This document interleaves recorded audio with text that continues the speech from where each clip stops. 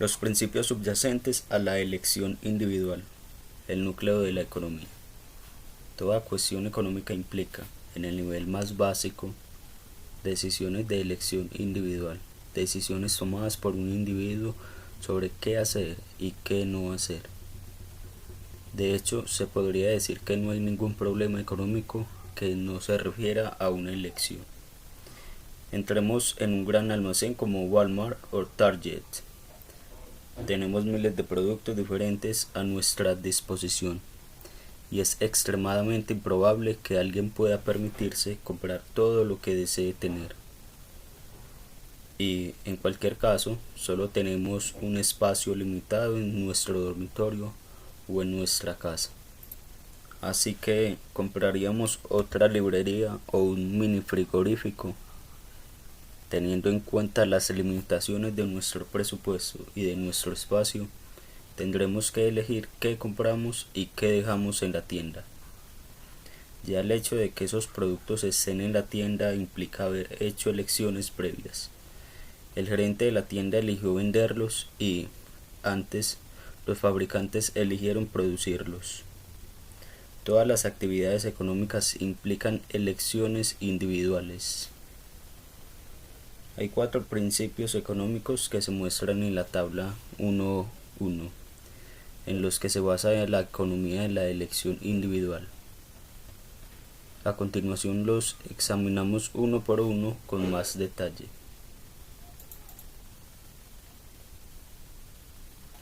Los principios de la elección individual. Primero, los principios tienen que hacer elecciones porque los recursos son escasos. Segundo, el coste de oportunidad de algo, aquello a lo que tenemos que renunciar para obtenerlo, es su verdadero coste. Tercero, las decisiones sobre cuánto son decisiones que requieren elegir entre disyuntivas en el margen, comparando los costes y las ganancias de hacer un poco más de una actividad en lugar de hacer un poco más de otra. 4.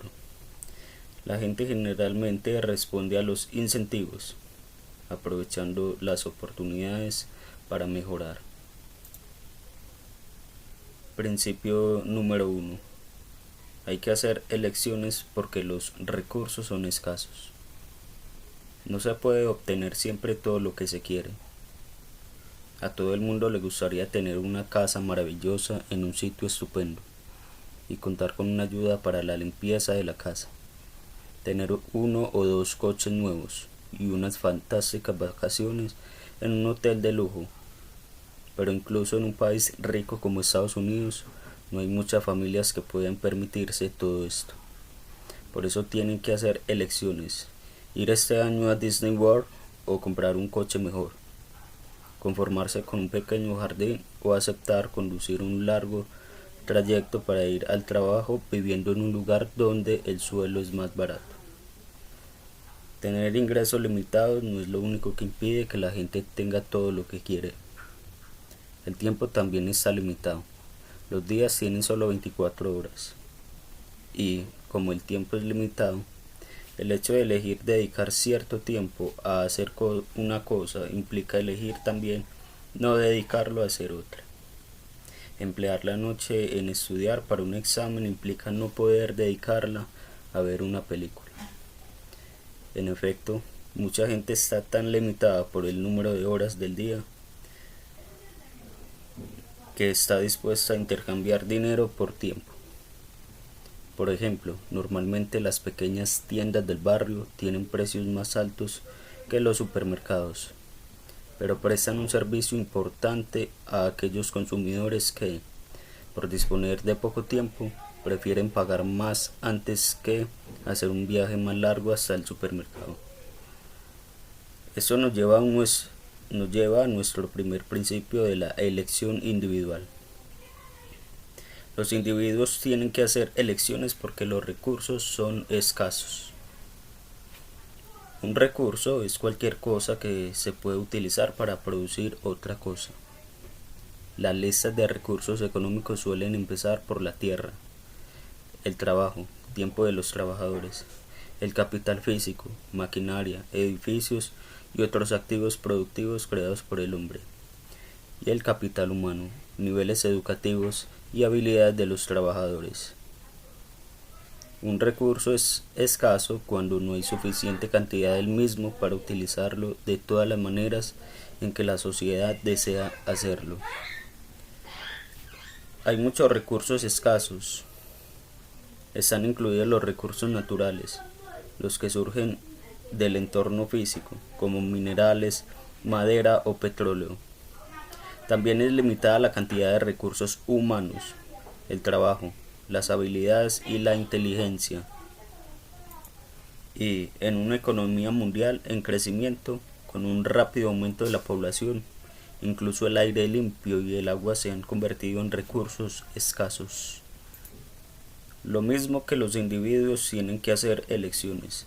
La escasez de recursos exige que la sociedad en su conjunto también tenga que elegir. Una forma que tiene la sociedad para elegir consiste en dejar que las elecciones colectivas surjan como el resultado de muchas elecciones individuales, que es lo que normalmente pasa en las economías de mercado. Por ejemplo, los estadounidenses como grupo disponen solo de un número determinado de horas a la semana. ¿Cuántas horas de ese tiempo gastarán en ir al supermercado para conseguir precios más bajos en lugar de ahorrar tiempo comprando en las tiendas del barrio? La respuesta es la suma de las elecciones individuales. Cada uno de los varios millones de individuos hace su propia elección sobre dónde comprar, y la elección global es simplemente la suma de esas elecciones individuales.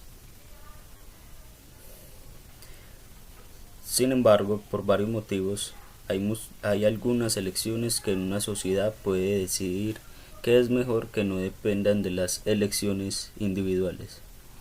Por ejemplo, los autores de este libro vivimos en una zona que hasta hace poco era predominantemente agrícola, pero que ahora está urbanizando rápidamente. La mayoría de los vecinos creen que, si una parte del suelo se quedara sin urbanizar, la comunidad sería un lugar más agradable para vivir. Pero ningún individuo tiene incentivos para seguir cultivando su terreno, en lugar de vendérselo a un promotor inmobiliario.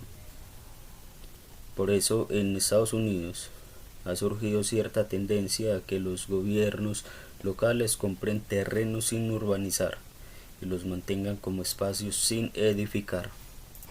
En capítulos posteriores veremos por qué, en general, las decisiones sobre cómo usar los recursos escasos se dejan en manos de los individuos, pero que otras veces se tienen que tomar a un nivel más alto, a un nivel comunitario. Principio número 2. El verdadero coste de algo es su coste de oportunidad. Supongamos que estás en tu último año de estudios y que tus horarios te permiten matricularte en una sola optativa. Sin embargo, hay dos asignaturas que te atraen: Introducción al diseño por ordenador e Historia del jazz. Imaginemos que decides matricularte en la historia del jazz. ¿Cuál es el coste de esta decisión? Es el hecho de que no puedes tomar clases de diseño por ordenador, que es tu siguiente mejor alternativa. Los economistas llaman coste de oportunidad a este tipo de coste, aquello a lo que tienes que renunciar para obtener el bien que quieres. Esto nos conduce a nuestro segundo principio de la elección individual. El coste de oportunidad de algo, aquello a lo que tenemos que renunciar para obtenerlo, es su verdadero coste. Por tanto, el coste de oportunidad de matricularte en Historia del jazz es la ganancia que podrás haber obtenido de las clases de diseño por ordenador. El concepto de coste de oportunidad es crucial para entender la elección individual, porque, en última instancia, todos los costes son costes de oportunidad. Esto es así porque cada elección que hacemos implica dejar de lado algunas otras alternativas. A veces se critica a los economistas afirmando que solo se preocupan de los costes y los beneficios que se pueden medir en dinero. Pero eso no es verdad. Gran parte del análisis económicos se refiere a casos como el de nuestro ejemplo de elección de una asignatura optativa, donde no hay costes adicionales de matrícula por elegir una u otra, es decir, donde no hay costes monetarios directos. Y sin embargo, la optativa que elijas sí tiene un coste de oportunidad. La otra optativa que te gusta y a la que tienes que renunciar porque tu limitación de tiempo solo te permite cursar una de ellas. Más concretamente, el coste de oportunidad de una elección es lo que pierdes por no elegir tu siguiente mejor alternativa. Se podría pensar que este coste de oportunidad es algo añadido, es decir, que es adicional al coste monetario de un bien. Supongamos que una asignatura optativa tiene un coste adicional de $750. Ahora matricularse en Historia del Jazz tiene un coste monetario. Es el coste de oportunidad de elegir esa asignatura algo aparte de este coste monetario. Vamos a considerar dos casos. En primer lugar, supongamos que matricularse en Iniciación al Diseño por Ordenador también cuesta $750. En este caso, te tienes que gastar $750, independientemente de la optativa que elijas. Por lo tanto, a lo que tendrías que renunciar para cursar Historia del Jazz sería la clase de Iniciación al Diseño por Ordenador. Exclusivamente, tendrías que gastar $750. En cualquier caso. Pero supongamos que la matrícula de iniciación al diseño por ordenador es gratuita. En este caso, al elegir Historia del Jazz, renuncia a la ganancia que podrías haber obtenido en las clases de diseño por ordenador, más a todo lo que podrías haber disfrutado gastándote los 750 en otras cosas. En cualquier caso, el verdadero coste de matricularte en tu asignatura preferida es aquello a lo que tienes que renunciar para elegirla. Si se amplía el conjunto de decisiones que están detrás de cada elección, matricularse en una optativa o no matricularse, acabar este semestre o no acabarlo, abandonar los estudios o no continuar se da uno cuenta de que en último término todos los costes son costes de oportunidad. Algunas veces el dinero que hay que pagar por algo es un bien indicador de su coste de oportunidad, pero muchas veces no lo es. El coste de ir a la universidad es un ejemplo muy bueno de lo mal que el coste monetario puede reflejar el coste de oportunidad. La matrícula y el alojamiento son los principales gastos para la mayoría de estudiantes, pero aunque ambos fueran gratuitos, ir a la universidad seguiría siendo una opción costosa, ya que muchos universitarios, si no fueran a la universidad, tendrían un empleo. Es decir, yendo a la universidad, los estudiantes renuncian a los ingresos que habrían podido obtener si hubieran elegido trabajar. Esto quiere decir que el coste de oportunidad de ir a la universidad es lo que se paga por la matrícula y el alojamiento más los ingresos que se han dejado de ganar en un trabajo. Es fácil entender que el coste de oportunidad de ir a la universidad es especialmente elevado para aquellas personas que podrían estar ganando salarios muy altos si hubieran trabajado durante sus años universitarios. Por eso, los deportistas de alto nivel, como LeBron James, y los empresarios como Mark Zuckerberg, fundador de Facebook, suelen abandonar sus estudios antes de acabarlos. Principio número 3. ¿Cuánto? Es una decisión en el margen. Algunas decisiones importantes se plantean en términos de elecciones entre esto o lo otro. Por ejemplo, decidimos si vamos a la universidad o si empezamos a trabajar, si estudiamos económicas o si estudiamos alguna otra carrera. Pero otras decisiones importantes implican elecciones sobre cuánto. Por ejemplo, si este semestre estamos matriculados en economía y química, tenemos que decir cuánto tiempo dedicamos a estudiar cada asignatura. Cuando se trata de analizar decisiones del tipo cuánto, la economía proporciona un punto de vista muy interesante. Cuánto es una decisión en el margen. Imaginemos que un alumno de bachillerato está matriculado en economía y en química, y supongamos que está preinscrito en medicina, por lo que le importa más la nota de química que la de economía. ¿Significa esto que dedicará todo su tiempo a estudiar química y que se presentará en blanco al examen de economía? Seguramente no.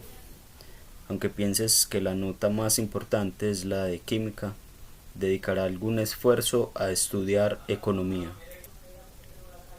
Dedicar más tiempo a estudiar química implica una ganancia: esperar una calificación más alta en esta asignatura, y un coste: podría haber dedicado este tiempo a hacer alguna otra cosa, como por ejemplo, estudiar para obtener una nota más alta en economía.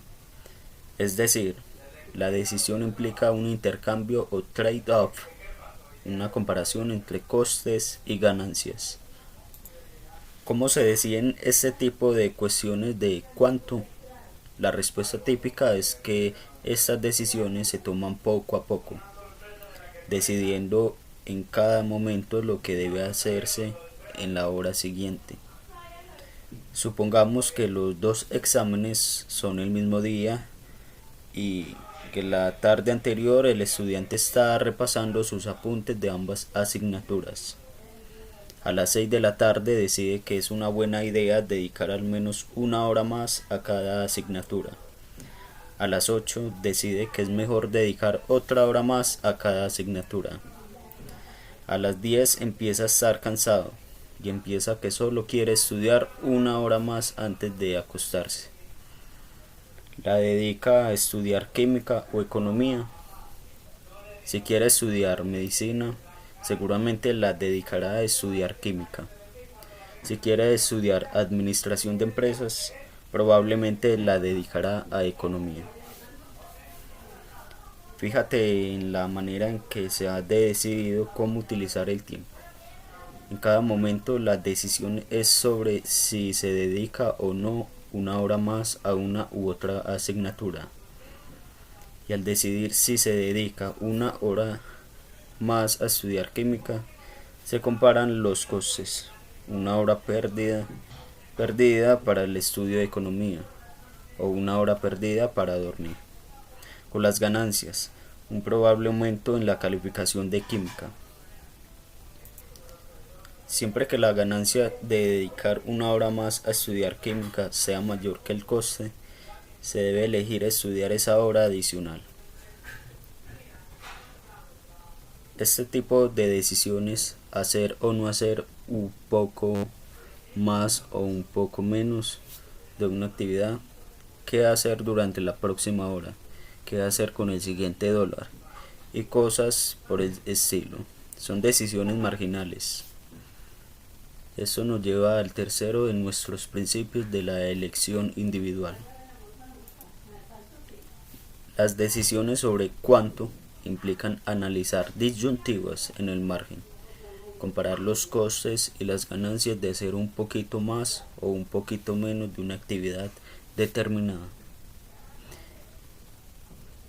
El estudio de este tipo de decisiones se denomina análisis marginal.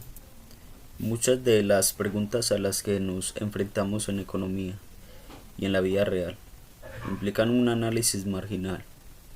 ¿Cuántos empleados debo contratar para mi tienda? ¿Cada cuántos kilómetros debería cambiar el aceite del coche? ¿Qué nivel de efectos secundarios es admisible en un nuevo medicamento. El análisis marginal desempeña un papel central en la economía, porque es la clave para decidir cuánto se hace de cualquier actividad. Principio número 4. La gente generalmente responde a los incentivos, aprovechando las oportunidades para mejorar. Un día, escuchando las noticias económicas de la mañana, oímos que había una manera más barata de aparcar en el centro de Manhattan. Los aparcamientos en la zona de Wall Street cobraban unos $30 al día. Pero, según la emisora de radio, algunas personas habían encontrado una forma mejor de aparcar. En vez de hacerlo en un aparcamiento, llevaban su coche al taller de Manhattan, Jeep Lube, para cambiar el aceite, donde pagaban $19,95 por el cambio de aceite, y dejaban el coche todo el día en el taller. Era una historia estupenda, pero por desgracia resultó ser falsa. En realidad, el taller de Manhattan no existe, pero si existiera, podemos estar seguros de que se harían muchísimos cambios de aceite en él. ¿Por qué? Porque cuando a las personas se les ofrece oportunidades para mejorar, normalmente las aprovechan, y si es posible, tener el coche aparcado por $19 al día en vez de por $30 lo harían. En este ejemplo, los economistas decimos que la gente responde a un incentivo, una oportunidad de mejorar. Podemos enunciar ya nuestro cuarto principio de la elección individual. La gente generalmente responde a los incentivos aprovechando las oportunidades de mejora.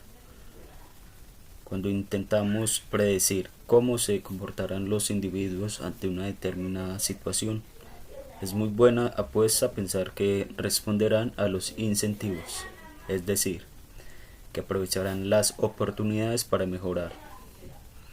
Es más, los individuos continuarán aprovechando esas oportunidades hasta que se hayan agotado totalmente.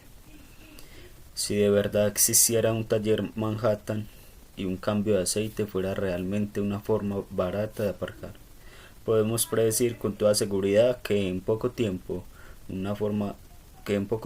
la lista de espera para los cambios de aceite sería de semanas o incluso de meses. De hecho, el principio de que la gente aprovecha las oportunidades para mejorar es la base de todas las predicciones que los economistas hacen sobre el comportamiento individual. Si los salarios de los licenciados en administración de empresas suben rápidamente mientras que los salarios de los licenciados en derecho bajan, podemos esperar que aumente el número de estudiantes de administración de empresas y que disminuya el de derecho. Si el precio de la gasolina sube y se mantiene alto durante mucho tiempo, podemos esperar que la gente compre coches más pequeños con menor consumo de gasolina. Ante el combustible más caro, la gente intenta mejorar usando coches que consuman menos. Un último punto: los economistas suelen ser escépticos ante cualquier intento de modificar el comportamiento de los individuos sin cambiar sus incentivos. Por ejemplo, un plan que intente convencer a los empresarios de que reduzcan voluntariamente las emisiones contaminantes probablemente no será eficaz porque no cambia los incentivos de los empresarios.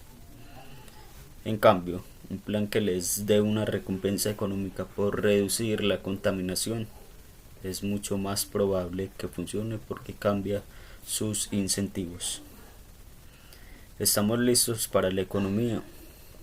No todavía, porque la mayoría de las cosas interesantes que analiza la economía no son solo consecuencia de las elecciones individuales, sino de la forma en que estas elecciones individuales interactúan.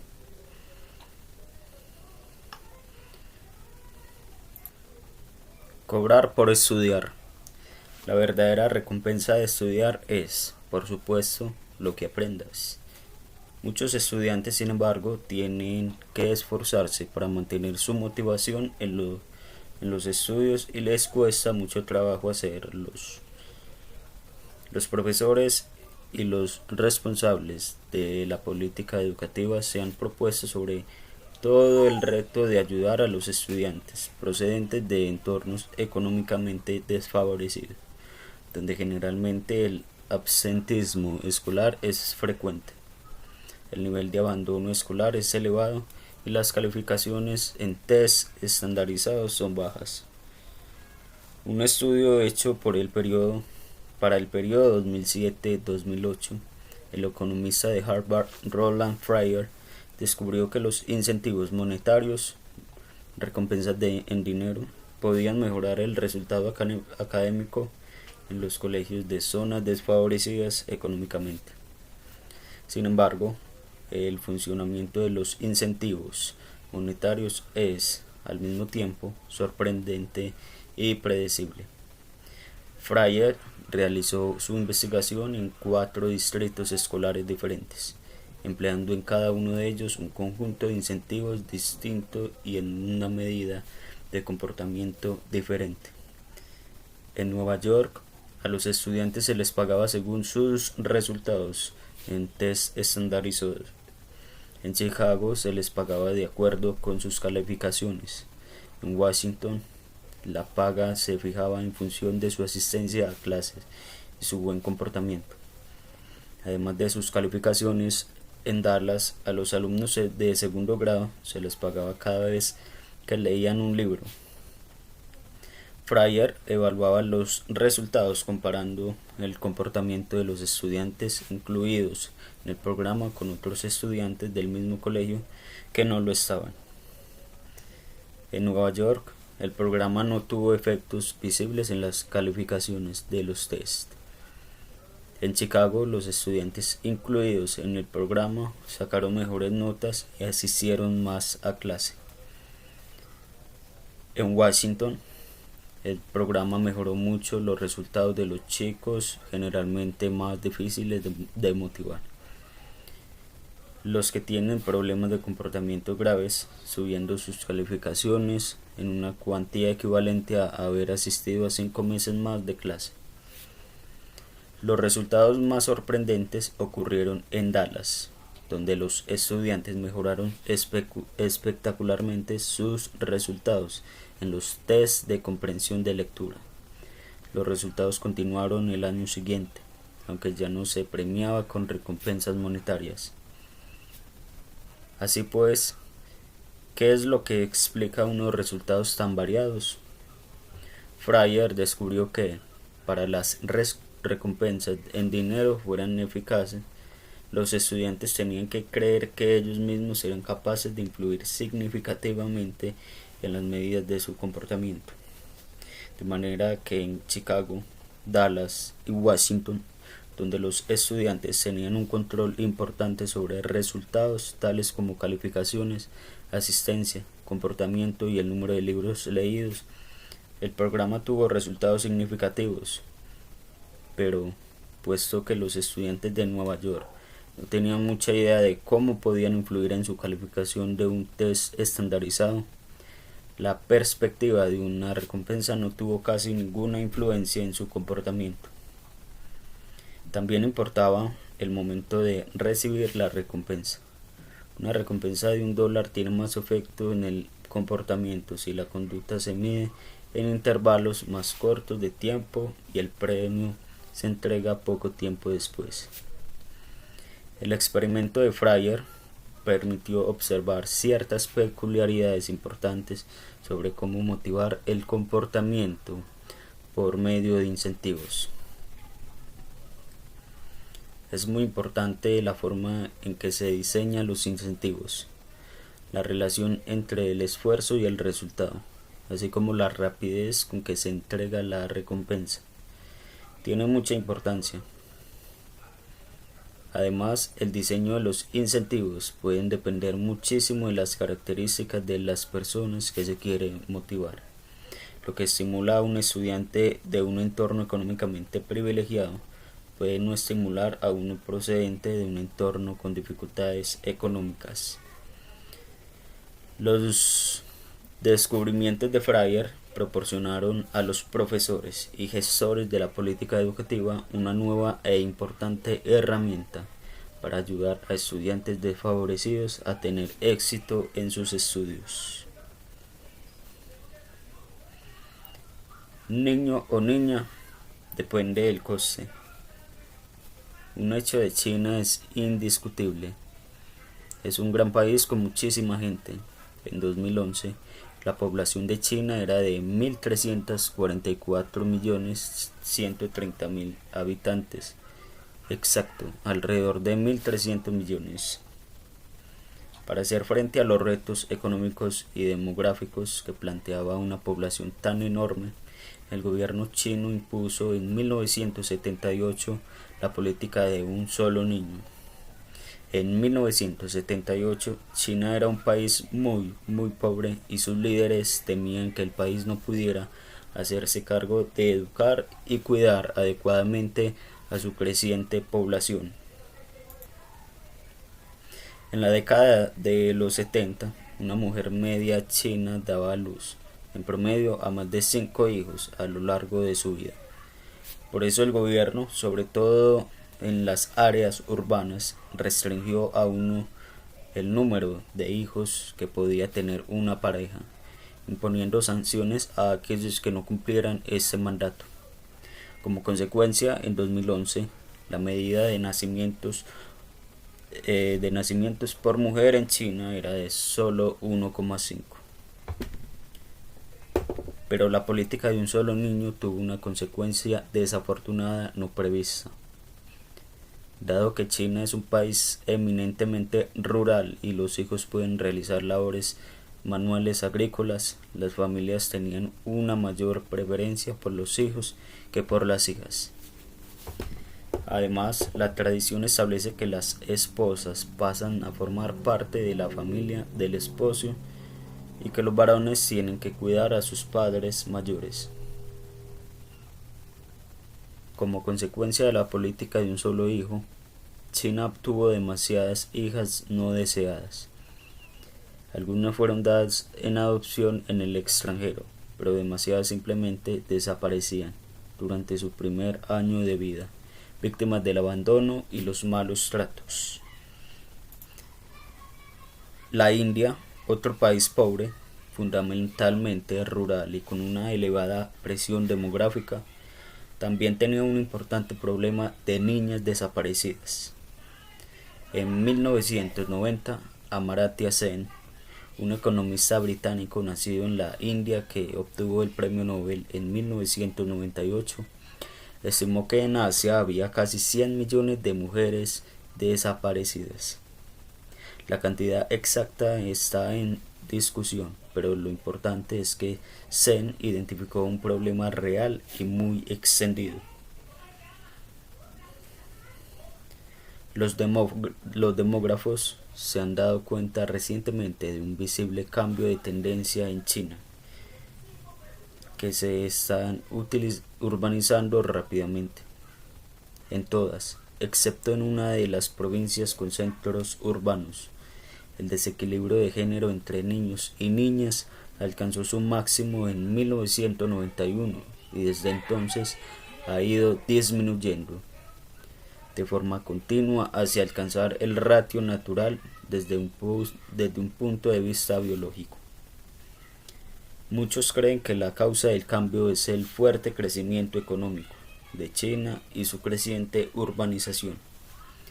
A medida que la gente se desplaza a las ciudades para ocupar los nuevos puestos de trabajo que surgen en ellas, no necesitan hijos para trabajar en el campo. Además, el precio de la vivienda se ha disparado en las ciudades chinas, por lo que la costumbre de que los padres le compraran un apartamento a su hijo para que pudieran casarse se ha hecho inalcanzable para muchos. Sin duda, los hijos son todavía preferidos en las zonas rurales, pero una prueba de cómo han cambiado los tiempos se observa en un sitio de internet. en los sitios de internet, que desde hace algún tiempo aconsejan a las parejas que tengan una hija en lugar de un hijo. Comprueba si lo has entendido. Interacción. ¿Cómo funcionan las economías? Una economía es un sistema para coordinar las actividades productivas de muchas personas. En una economía de mercado, como es la nuestra, esta coordinación se lleva a cabo sin ningún coordinador. Cada individuo hace sus propias elecciones.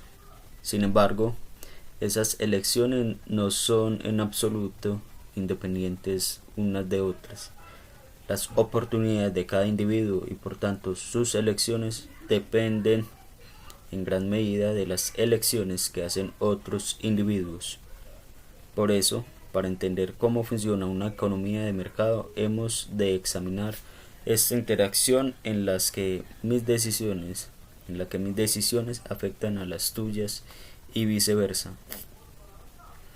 Cuando estudiamos la interacción económica, descubrimos rápidamente que el resultado final de las elecciones individuales puede ser muy diferente de lo que cada uno de los individuos pretendía al hacer su elección. Por ejemplo, durante el siglo pasado, los agricultores de los Estados Unidos adoptaron entusiasmados nuevas técnicas agrícolas e introdujeron nuevos cultivos para reducir sus costes y aumentar sus rendimientos. Resulta evidente que a cada uno de los agricultores le interesa usar las técnicas más modernas, pero el resultado final de este intento de cada agricultor de aumentar sus ingresos, en realidad fue muchos de ellos tuvieron que abandonar del sector.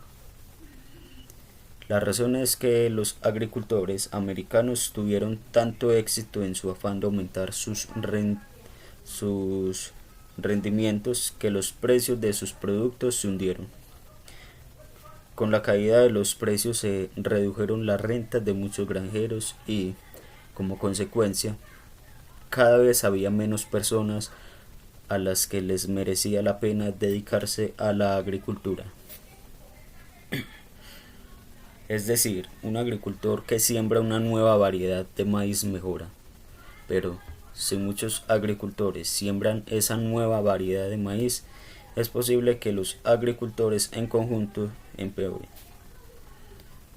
Un granjero que siembra una nueva variedad de maíz más productiva no solo produce más maíz, ese granjero también afecta al mercado del maíz a través de los mayores rendimientos que obtiene, con unas consecuencias que afectarán a los demás agricultores, a los consumidores y más allá.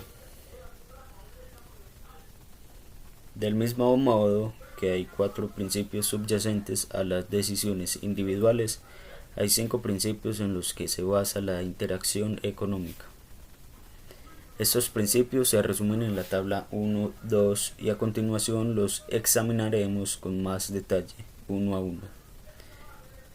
Los principios de la interacción de las elecciones individuales. Quinto, el intercambio o comercio genera ganancias. Sexto, el hecho de que los individuos respondan a los incentivos hace que los mercados tiendan al equilibrio.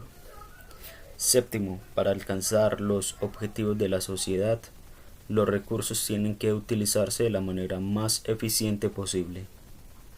Octavo, puesto que los individuos generalmente aprovechan las ganancias del intercambio, los mercados tienden en general a la eficiencia. Noveno, cuando los mercados no consiguen la eficiencia, la intervención del gobierno puede mejorar el bienestar de la sociedad. Principio número 5. El intercambio genera ganancias. ¿Por qué las elecciones que yo hago interactúan con las que haces tú? Una familia podría intentar cubrir por sí sola todas sus necesidades, cultivar sus propios alimentos, confeccionar su propia ropa, procurarse entretenimiento a sí misma, escribir sus propios libros de textos de economía. Pero intentar vivir así resultaría muy duro. La clave para conseguir un nivel de vida mucho más alto para todo el mundo está en el intercambio o comercio, por el que las tareas se reparten entre los distintos individuos, de manera que cada uno proporciona a los demás un bien o servicio que quiere, y a cambio recibe los diferentes bienes y servicios que él desea. La razón por la que tenemos una economía, en vez de ser individuos autosuficientes, es que hay ganancias derivadas del comercio, mediante la división del trabajo y el intercambio.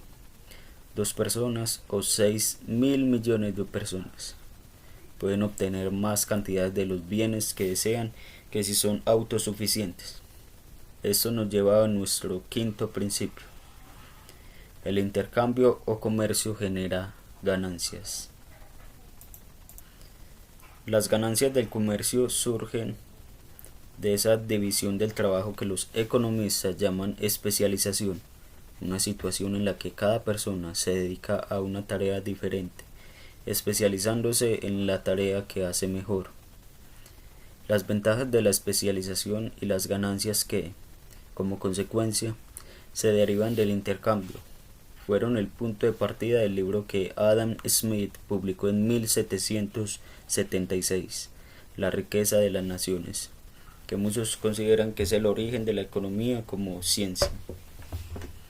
El libro de Smith empieza con la descripción de una fábrica de alfileres del siglo XVIII en la que cada uno de los 10 trabajadores estaba especializado en una de las muchas etapas del proceso de producción de alfiler, en lugar de fabricar cada uno de ellos un alfiler completo. Un obrero estira el alambre, otro lo endereza, un tercero lo corta, un cuarto hace la punta, un quinto obrero lima el extremo donde se va a colocar la cabeza. La confección de la cabeza requiere 2 o 3 operaciones distintas. Fijarla es un trabajo especial, blanquear los alfileres es otro, e incluso colocarlos en el papel es una tarea distinta. De este modo, el importante trabajo de hacer un alfiler queda dividido en unas 18 operaciones distintas. De este modo, estas 10 personas podían hacer cada día un conjunto más de 48.000 alfileres, cuya cantidad dividida entre 10 correspondería a 4.800 por persona. En cambio, si cada uno trabajara separada e independientemente y ninguno de ellos hubiera sido adiestrado en esa clase de tarea, es seguro que cada uno de ellos no habría podido hacer ni 20, o quizás ni un solo alfiler al día. Este mismo principio se aplica cuando vemos cómo la gente se reparte las tareas e intercambia productos en una economía. La economía en su conjunto puede producir más cuando cada persona se especializa en una ocupación e intercambia con las demás.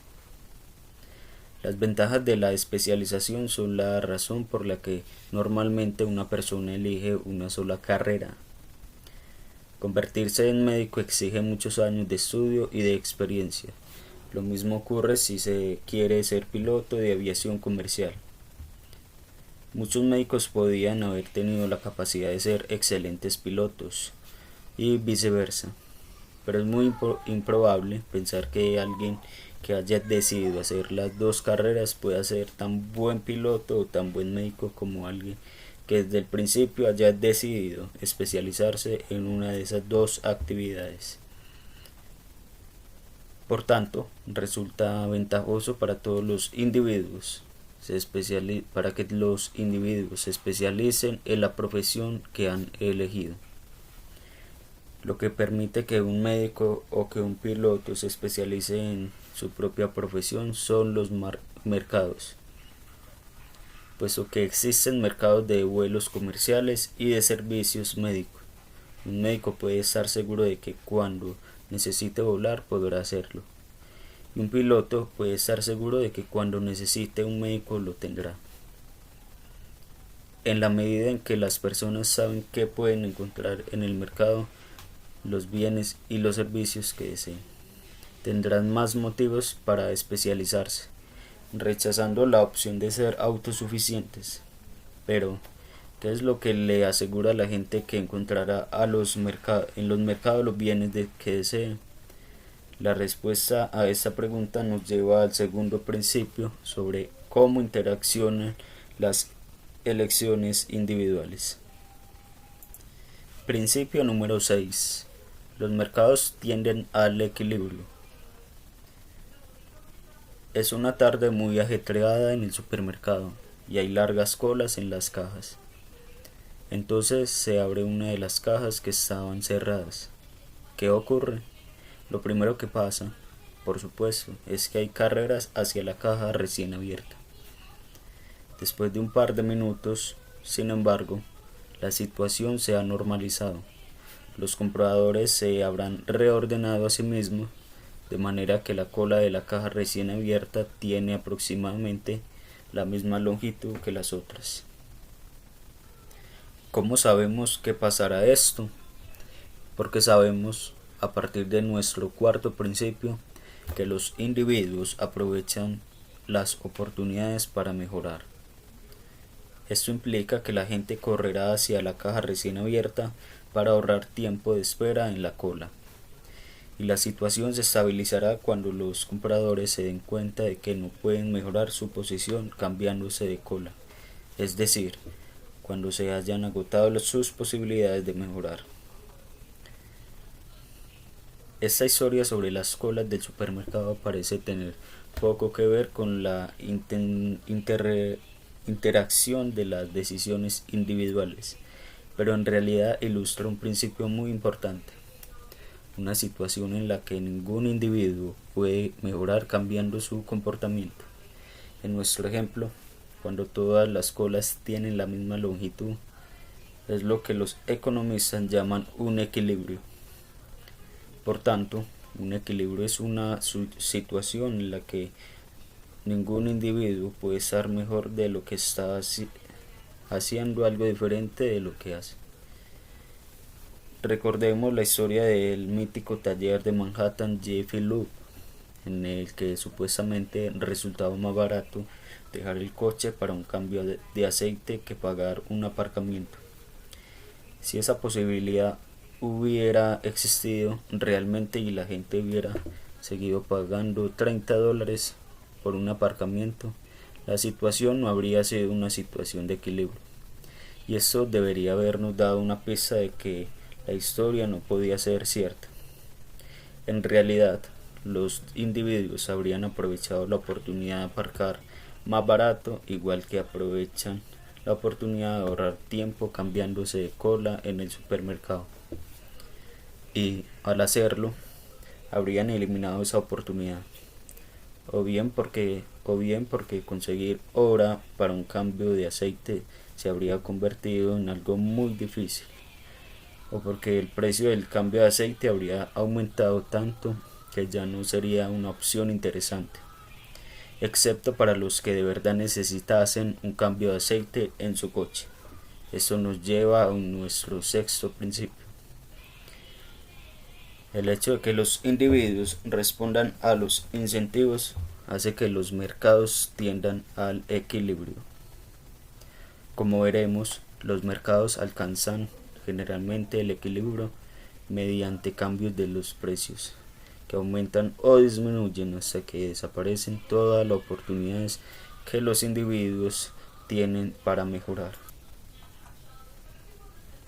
El concepto de equilibrio es muy útil para entender las interacciones económicas, porque proporciona un atajo para eludir los detalles, a veces complejos, de esas interacciones.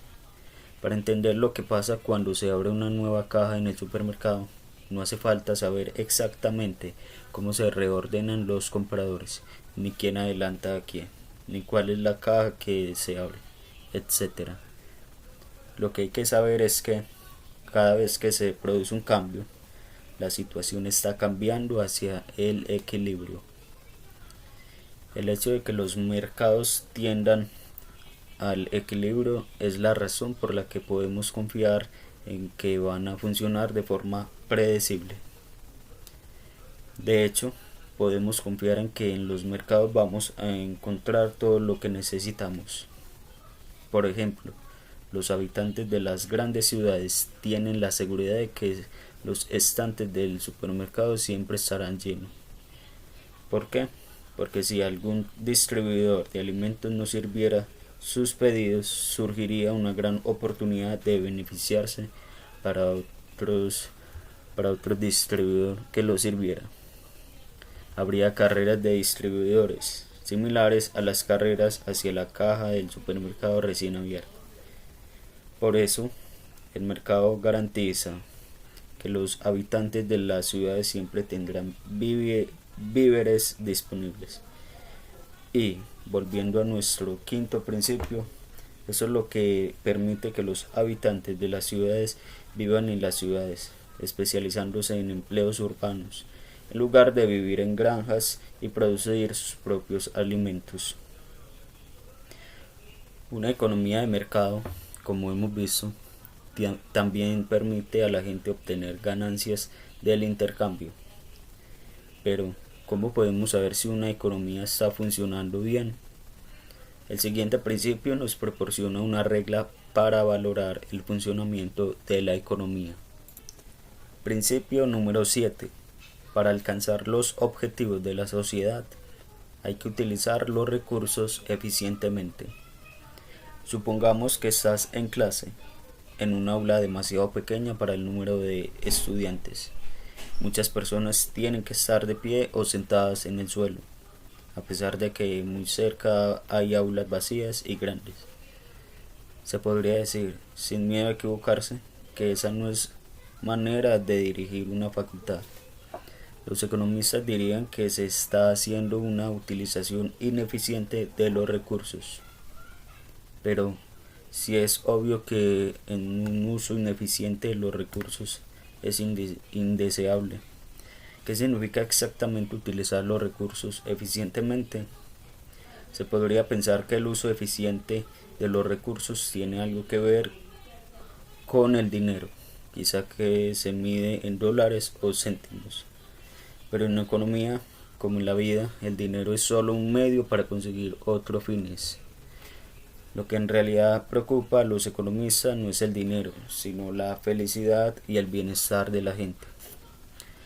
Los economistas dicen que los recursos de una economía están utilizándose eficientemente cuando se están usando de tal forma que se han agotado todas las oportunidades que existen para mejorar a cualquier individuo. O, dicho de otro modo, una economía es eficiente cuando se aprovechan todas las oportunidades o posibilidades de hacer que alguien mejore sin que nadie empeore. En el aula de nuestro ejemplo hay una manera muy sencilla de hacer que todo el mundo mejore. Si se trasladan todos los alumnos de la clase a una aula más grande, los alumnos afectados estarían mejor sin perjudicar al resto de la facultad. Adjudicar esta clase del aula pequeña fue hacer un uso ineficiente de los recursos de la facultad, mientras que asignarle una aula grande habría sido una utilización eficiente de esos recursos. Cuando una economía es eficiente, está generando las máximas ganancias posibles del comercio, dados los recursos disponibles. ¿Por qué? Porque no existe ninguna forma de reasignar los recursos de modo que todo el mundo mejore. Si una economía es eficiente, la única forma de reasignar los recursos para que una persona esté mejor es haciendo que otra persona esté peor. En nuestro ejemplo de las aulas, si todas las aulas grandes ya estuvieran ocupadas, la facultad sí habría estado gestionada de manera eficiente. Podríamos haber mejorado la situación de los alumnos del aula pequeña trasladándoles a un aula más grande, pero para ello habríamos empeorado a los alumnos del aula grande trasladándolos al aula pequeña. Ya podemos enunciar nuestro séptimo principio. Para alcanzar los objetivos de la sociedad Los recursos tienen que utilizarse de la manera más eficiente posible. ¿Deberían los gestores de la política económica esforzarse siempre por alcanzar la eficiencia económica? Bueno, no siempre, porque la eficiencia solo es un medio para alcanzar los objetivos de una sociedad. Algunas veces, en la mayoría de las sociedades, la eficiencia entra en un conflicto con un objetivo que la sociedad considera que merece la pena conseguir. Por ejemplo, en la mayoría de las sociedades, la gente también se preocupa por cuestiones de justicia o equidad, y en general existe un trade-off entre equidad y eficiencia. Las políticas que persiguen la equidad a menudo tienen el coste de que disminuyen la eficiencia y viceversa. Para verlo, pensemos en el caso de las plazas reservadas para personas discapacitadas en los aparcamientos públicos. Muchas personas tienen dificultades para caminar, como consecuencia de la edad o de una discapacidad, de manera que parece justo reservarles plazas de aparcamiento próximas a la salida. No es fácil darse cuenta, sin embargo, de que esto implica cierta ineficiencia. Para garantizar que siempre que una persona discapacitada necesite una plaza de aparcamiento tenga una disponible. Generalmente el número de plazas reservadas es mayor que el número de personas discapacitadas. Como consecuencia, hay plazas de aparcamiento vacías, y la tentación de usarlas que tienen las personas no discapacitadas es tan grande que hay que disuadirles que lo hagan amenazándoles con una multa. Así pues, a no ser que se contrate a personas que asignen las plazas, hay un conflicto entre la equidad, hacer la vida más justa para los discapacitados, y la eficiencia, asegurarse de que se estén aprovechando todas las posibilidades de mejorar a alguien, no permitiendo que ninguna plaza cercana a la salida quede sin utilizar. ¿Hasta dónde deben llegar los poderes públicos promoviendo la equidad por encima de la eficiencia? Es una cuestión muy compleja que está en el centro del proceso político. Por ello, no es una pregunta a la que puedan responder los economistas. Lo que es importante para los economistas, sin embargo, es tratar también de que los recursos de la economía se utilicen de la manera más eficiente posible para conseguir los objetivos de la sociedad, cualesquiera que sean esos objetivos. Principio número 8. Los mercados generalmente tienden a la eficiencia. No existe ningún departamento del gobierno de los Estados Unidos que se encargue de asegurar la eficiencia de la economía de mercado norteamericana. No hay funcionarios asegurándose de que los neurocirujanos no están trabajando la tierra, o de que los agricultores de Minnesota no intentan cultivar naranjas. El gobierno no necesita imponer la utilización eficiente de los recursos, porque la mayoría de veces es la mano invisible la que se ocupa de hacerlo. Los incentivos existentes en una economía de mercado garantizan que los recursos se destinan a su uso adecuado y que no se despilfarran las oportunidades de mejorar que tienen las personas. Si una facultad fuera conocida por apiñar a los estudiantes en aulas pequeñas mientras las aulas grandes están vacías, muy pronto notaría que se reducen sus solicitudes de ingreso y sus administradores verían sus impuestos de trabajos en peligro. El mercado de estudiantes universitarios actuaría de tal manera que induciría a las autoridades académicas a dirigir eficientemente la facultad. Para dar una explicación detallada de por qué los mercados tienen esa capacidad de hacer que los recursos se utilicen adecuadamente, tendremos que esperar hasta que hayamos estudiado cómo funcionan realmente los mercados. Pero la razón fundamental es que en una economía de mercado, en la que los individuos son libres para elegir lo que consumen y lo que producen, estos suelen aprovechar las oportunidades de obtener ganancias mutuas, es decir, ganancias generadas por el intercambio. Si hay algún modo por el que algunos individuos puedan mejorar, normalmente estos individuos serán capaces de aprovechar esa oportunidad. Y esto es justamente lo que define la eficiencia. Se han agotado todas las oportunidades de hacer que alguien mejore sin que nadie empeore. Esto da lugar a nuestro octavo principio. Puesto de los individuos generalmente aprovechan las ganancias del intercambio. Los mercados tienden en general a la eficiencia. Sin embargo, tal como aprendimos en la primera sección de este capítulo, hay excepciones a este principio de que los mercados son, en general, eficientes. Cuando hay fallos del mercado, la búsqueda del propio interés que tiene lugar en los mercados hace que la sociedad esté peor. Es decir, el resultado del mercado es ineficiente. Y, como veremos al analizar el siguiente principio, cuando los mercados fallan pueden resultar útil la intervención del gobierno. Pero dejando aparte los fallos del mercado, la regla general es que los mercados son una manera extraordinariamente buena de organizar una economía. Principio número 9. Cuando los mercados no consiguen la eficiencia, la intervención del gobierno puede mejorar el bienestar de la sociedad. Recordemos la naturaleza del fallo del mercado causado por la congestión del tráfico. Un conductor que va a su trabajo no tiene incentivos para tener en cuenta los costes que su acción impone al resto de los conductores en forma de una mayor congestión de tráfico.